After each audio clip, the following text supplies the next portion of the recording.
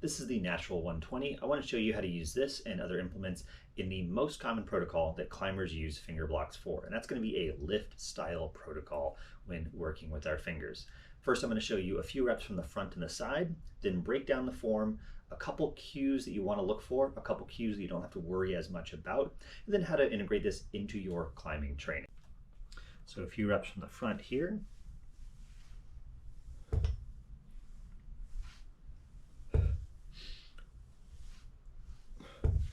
Let's go ahead and do a few reps on the side as well.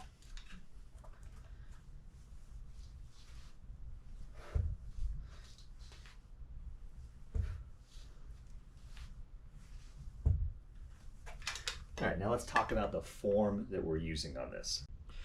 Now the form for this is quite simple. Functionally, what I'm looking to do is move this weight from point A to point B in as direct a line as possible and assure that my finger flexor muscles are the limiting factor in this exercise.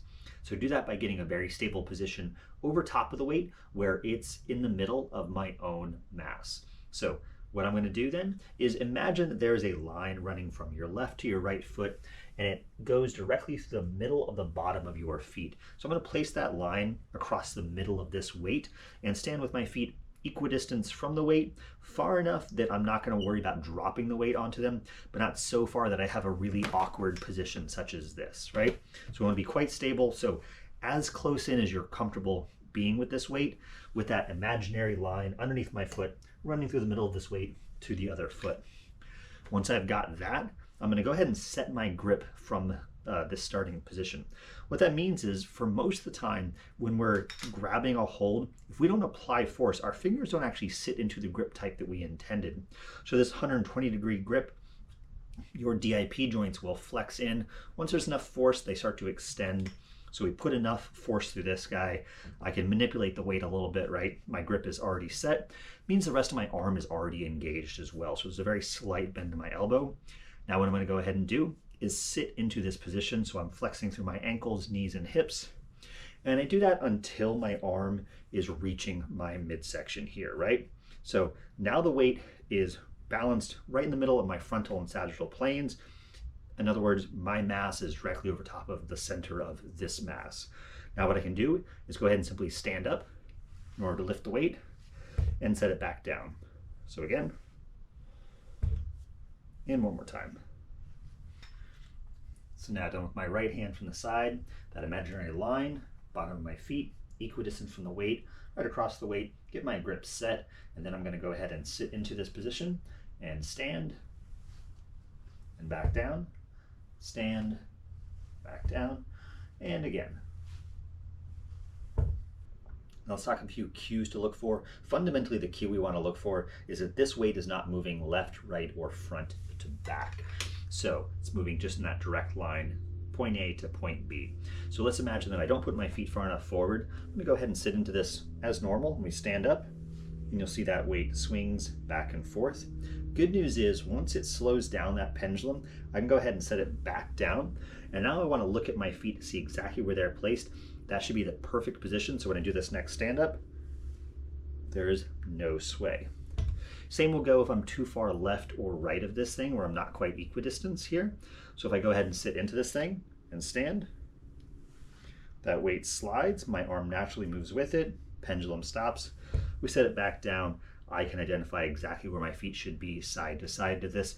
That way, when I take a step back, take a rest between sets, add weight, something of that sort, I can then go ahead and re-identify that exact position, set myself up, sit into this,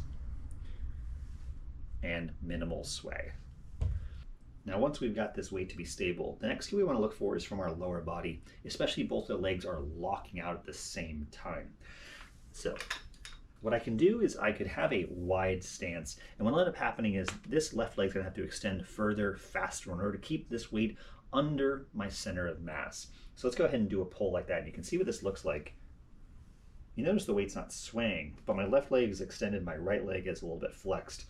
And when this weight gets a bit more challenging, holding this stance is gonna be a little bit more difficult for my body. It's not gonna be nearly as stable.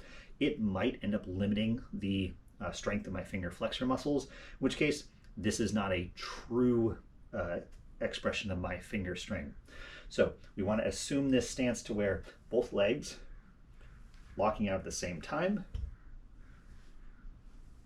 That way my center of mass is more stable over top. Now, a couple things to look for, which might add a couple more pounds to every lift or another lift for each set, is things like minimizing rotation of the weight when you lift it.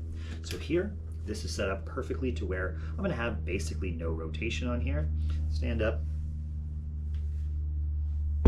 Whereas if I approach this weight and I've got my hand flipped around and I haven't bothered to rotate the rest of myself, when this starts to pick up some momentum, I'm gonna have to compensate with my muscles to avoid my hand wanting to rotate off this. So let's go ahead and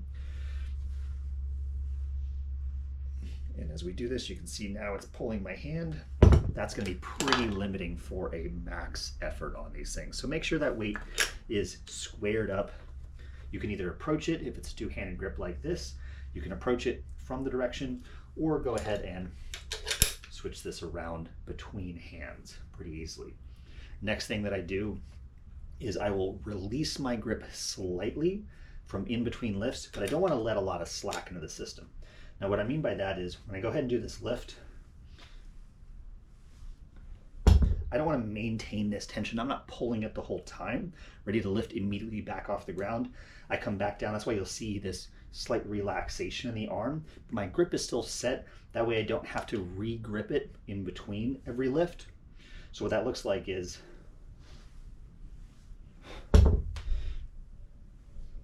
you'll see I sit down a little bit further into each of these, but the slack never comes out of the system. So rather than then I've got to get reset. Just means you have far too many pauses and you're going to actually grate into your skin a little bit more, take more time to find that perfect spot on the board. So that slight flex of the arm, keeping tension on the fingers, can help you really rep out a little bit more. Now, a couple cues to not worry about is going to be your grip position. Anywhere that's going to be pronated to neutral will be fine. We want to avoid going supinated on that. That will limit your finger strength output. But this right here is a fine lift. If I have it in between there, this is still fine. And even if I'm quite neutral on the grip, that's fine. Do what's comfortable for you, what lets you best express your finger strength. And that means what lets you lift the most weight the most number of times. Next thing is going to be your thumb position. As you try really hard, your thumb will have a tendency to tuck in underneath the palm here as you lift. Don't try to stop it. The only thing to avoid is that we're not pinching the block this way. This way, this becomes more like just gripping a handle, and so you won't get that finger stimulus you want. And so we just want to make sure the thumb is not necessarily touching the board, but anywhere within this position, perfectly fine to do. Now, how do we include this into our climbing training? Well, this is set up like other resistance training where we have a rep, which is that stand, lock out, and lower, as well as we tend to be focused on finger strength, which keeps us at the lower end of the rep range. What I thought to do is to demonstrate what failure looks like, because failure in this exercise especially is quite uncomfortable for the fingers, and for strength training in general, we try to minimize our likelihood of failure. We stop just shy with 1 or 2 reps in reserve. For the fingers especially, because we're contracting them isometrically, that failure is our grip opening up, and that's a heavy load for it to be forcefully opened under. Your flexor tendon is at that point effectively sawing through your pulleys, so quite damaging to that. I'm going to show you in this one set what failure looks like, so you can try to avoid it. We'll talk through as I'm doing it. So let's go ahead and set it up.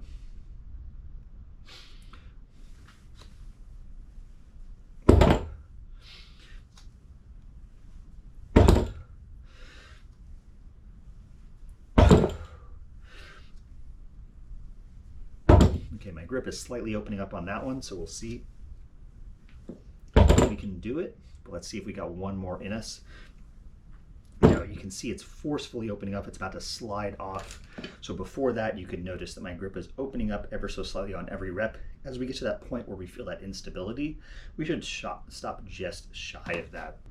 Hope you found something to incorporate into your climbing training. Be mindful the protocol I just showed you is not that different from use of a fingerboard. It is still an isometric yielding exercise. Later videos I will explore some types of stimulus that are a little bit more accessible or even unique to using a finger block.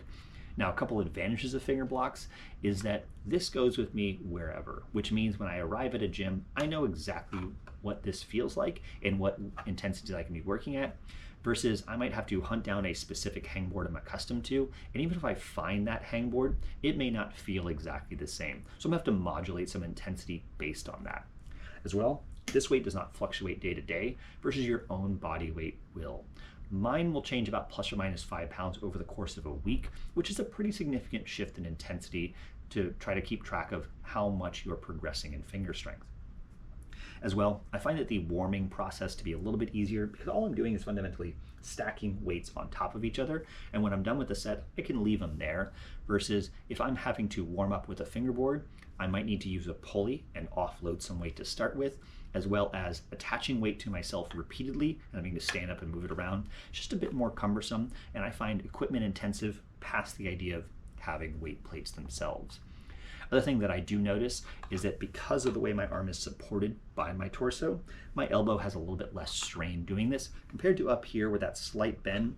It just is a bit of an additional volume that accumulates on that joint. So that could be personal to me, but it's a potential nice advantage of using a finger block for this style of yielding isometric lift protocol. Enjoy.